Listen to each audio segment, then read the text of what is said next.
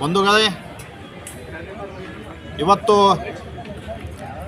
ಒಂದು ವಿಷಾದನೀಯ ಸಂಗತಿಯನ್ನು ತಮ್ಮ ಮುಂದೆ ನಾವು ತೆಗೆದುಕೊಂಡು ಬಂದಿದ್ದೇವೆ. ಬೀದರ್ ಜಿಲ್ಲೆಯ ಬಸವಕಲ್ಯಾಣ ತಾಲೂಕಿನ ಗುಣತೀರ್ಥ ಗ್ರಾಮದಲ್ಲಿ ನಡೆದಿರುವಂಥ ಒಂದು ದುರ್ಘಟನೆ ಇವತ್ತು ಭಾಳ ಒಂದು ವಿಪರ್ಯಾಸವಾಗಿರುವಂಥ ಈ ಘಟನೆ. ಆ ಗ್ರಾಮದಲ್ಲಿರುವಂಥ ಒಂದು ಬಡ ಕುಟುಂಬದ ಯುವತಿ, ಸುಮಾರು 19 ವರ್ಷದ ವಿದ್ಯಾವಂತ ಯುವತಿ ಇವತ್ತು ಆ ಒಂದು ಗ್ರಾಮದಲ್ಲಿ 29ನೇ ತಾರೀಕು ಬೆಳಗಿನ ಜಾವ ಆ ಹುಡುಗಿಯನ್ನು ಅಪಹರಣ ಮಾಡಿಕೊಂಡು ಹೋಗಿ ಆ ಹುಡುಗಿಯನ್ನು ಬಲಾತ್ಕಾರ ಮಾಡಿ ಕೊಲೆ ಮಾಡಿರುವಂಥ ಒಂದು ದುರ್ಘಟನೆ. ಇಂಥ ಒಂದು ದುರ್ಘಟನೆಯ ಕುರಿತು ನಾವು ಇವತ್ತು ನಿಮ್ಮ ಮುಂದೆ ಬಂದಿದ್ದೇವೆ. ಇವತ್ತು ಆ ಒಂದು ಪ್ರಕರಣದಲ್ಲಿ ಭಾಗಿಯಾಗಿರುವಂಥ ಆರೋಪಿಗಳು ಅವರನ್ನು ಕೂಡಲೇ ಅರೆಸ್ಟ್ ಮಾಡಬೇಕು, ಅವ್ರನ್ನ ಕೂಡಲೇ ಬಂಧಿಸಿ ಇವತ್ತು ಅಂಥ ಆರೋಪಿಗಳಿಗೆ ಇವತ್ತು ಎನ್ಕೌಂಟ್ರ್ ಮಾಡಿದ್ರೆ ಇವತ್ತು ಮಹಿಳೆಯರಿಗೆ ರಕ್ಷಣೆ ಸಿಗ್ತದಂತ ನಮ್ಮ ಒಂದು ಒತ್ತಾಯ ಕೂಡ ಇದೆ. ಇವತ್ತು ಭಾರತ ದೇಶದಲ್ಲಿ ಅಷ್ಟೇ ಅಲ್ಲ, ನಮ್ಮ ರಾಜ್ಯದಲ್ಲಿ ಕೂಡ ಇವತ್ತು ಅನೇಕ ಘಟನೆಗಳು ನಡೀತಾ ಇವೆ. ಇವತ್ತು ಒಬ್ಬ ಯುವತಿಯನ್ನು ಅಪಹರಣ ಮಾಡಿಕೊಂಡು ಗ್ರಾಮದಿಂದ ಅಪಹರಣ ಮಾಡಿಕೊಂಡು ಆ ಹುಡುಗಿಗೆ ಬಲಾತ್ಕಾರ ಮಾಡಿ ಕೊಲೆ ಮಾಡ್ತಾರೆ. 3 ದಿನಗಳವರೆಗೆ ಆ ಹುಡುಗಿ ಎಲ್ಲಿದ್ದಾಳೆ, ಏನಾಗಿದೆ, ಆ ಶವ ಕೂಡ ಸಿಗಲ್ಲ. 3 ದಿನ ಆದ ನಂತರ ಕೊಳೆತ ಸ್ಥಿತಿಯಲ್ಲಿ ಆ ಹುಡುಗಿಯ ಒಂದು ಶವ ಇವತ್ತು ಆ ಗ್ರಾಮದ ಆ ಒಂದು ಪೊದೆಯಲ್ಲಿ, ಹುಲ್ಲಿನ ಪೊದೆಯಲ್ಲಿ ಸಿಗ್ತದೆ. ಇವತ್ತು ಅದಾದ ನಂತರ ಇವತ್ತು ಕಾನೂನು ಇದೆ, ನಮ್ಮ ಸಾಕಷ್ಟು ಜನ ಹೋರಾಟಗಳನ್ನು ಮಾಡಿದ್ದಾರೆ, ಒತ್ತಾಯ ಕೂಡ ಮಾಡಿದ್ದಾರೆ. ಇವತ್ತು ಅಲ್ಲಿ ಶೀಘ್ರವಾಗಿ ಆರೋಪಿಗಳನ್ನು ಬಂಧಿಸಬೇಕಂತ ನಾವು ಈ ಸಂದರ್ಭದಲ್ಲಿ ಒತ್ತಾಯ ಮಾಡ್ತಾ ಇದ್ದೇವೆ.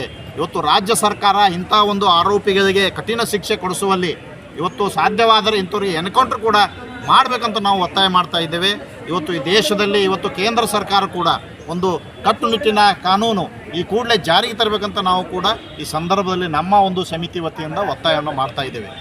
ಎಲ್ಲಿ ಇಂಥ ಒಂದು ಅಪಹರಣ ಪ್ರಕರಣ ಇವತ್ತು ಆರೋಪಿ ಏನು ಸಾಬೀತಾದರೆ, ಇವತ್ತು ಬಲಾತ್ಕಾರ ಮಾಡಿ ಕೊಲೆ ಮಾಡಿರುವಂಥ ಆರೋಪ ಸಾಬೀತಾದರೆ ಅಂಥ ಆರೋಪಿಗಳಿಗೆ ಇವತ್ತು ಬಹಿರಂಗವಾಗಿ ಎನ್ಕೌಂಟ್ರ್ ಮಾಡುವಂಥ ಒಂದು ಕಾನೂನು ಇವತ್ತು ನಮ್ಮ ದೇಶದಲ್ಲಿ ಜಾರಿ ತರಬೇಕಂತ ನಮ್ಮ ಒಂದು ಒತ್ತಾಯವಿದೆ ಬಂಧುಗಳಿಗೆ.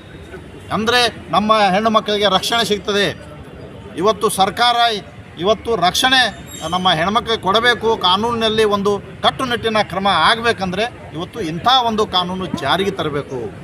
ಇವತ್ತು ಏನು ಈಗ ಅನ್ಯಾಯಕ್ಕೊಳಗಾಗಿರುವಂಥ ಕುಟುಂಬ ಇವತ್ತು ಭಾಗ್ಯಶ್ರೀ, ಆ ಕುಟುಂಬಕ್ಕೆ ಒಂದು ಬಡ ಕುಟುಂಬದಲ್ಲಿ ಬರುವಂಥ ಕೋಲಿ ಸಮಾಜದ ಕಟ್ಟುಕಡೆಯ ಬಡ ಕುಟುಂಬದ ಒಂದು ಆ ಯುವತಿ ಇಂಥ ಒಂದು ದುರ್ಘಟನೆ ಆಗಿದೆ. ಇವತ್ತು ಆ ಕುಟುಂಬಕ್ಕೆ ರಕ್ಷಣೆ ಕೊಡೋ ಕೆಲಸ ಸರ್ಕಾರ ಮಾಡಬೇಕು.